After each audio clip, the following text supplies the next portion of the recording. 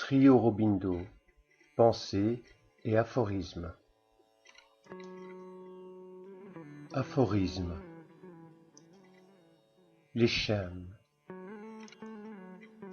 Le monde entier aspire à la liberté, et pourtant chaque créature est amoureuse de ses chaînes. Tel est le premier paradoxe et l'inextricable nœud de notre nature. L'homme est amoureux des liens de la naissance.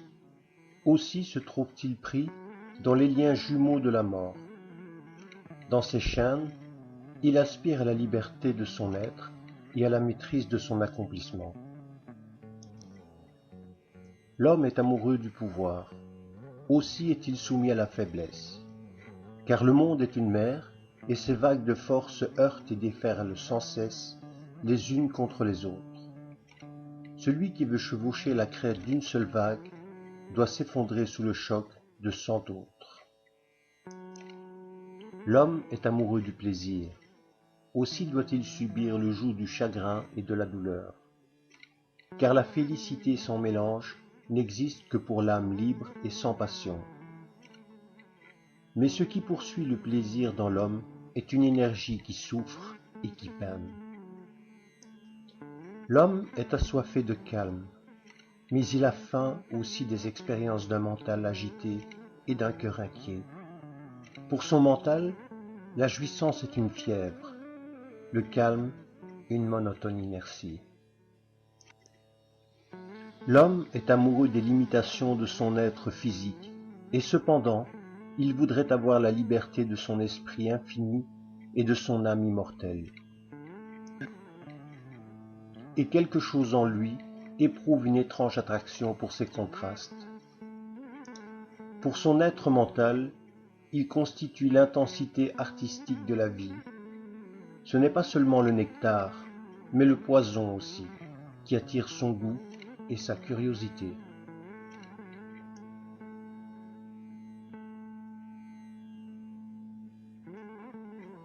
Il existe une signification pour toutes ces choses et une délivrance de toutes ces contradictions. Dans ces combinaisons les plus folles, la nature suit une méthode, et ses nœuds les plus inextricables ont leur dénouement. La mort est la question que la nature pose continuellement à la vie, pour lui rappeler qu'elle ne s'est pas encore trouvée elle-même. Sans l'assaut de la mort, la créature serait liée pour toujours à une forme de vie imparfaite. Poursuivie par la mort, elle s'éveille à l'idée d'une vie parfaite et en cherche les moyens et la possibilité. La faiblesse pose la même épreuve et la même question aux forces, aux énergies et aux grandeurs dont nous nous glorifions. Le pouvoir est le jeu de la vie, il en donne la mesure et révèle la valeur de son expression. La faiblesse est le jeu de la mort qui poursuit la vie dans son mouvement et fait sentir les limites de l'énergie qu'elle a acquise. Par la douleur et le chagrin, la nature rappelle à l'âme que les plaisirs dont elle jouit sont seulement un faible reflet de la joie réelle de l'existence.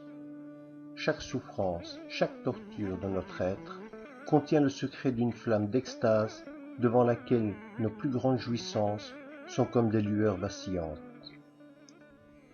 C'est ce secret qui fait l'attraction de l'âme pour les grandes épreuves, pour les souffrances et les expériences terribles de la vie, alors même que notre mental nerveux les abomine et les fuit.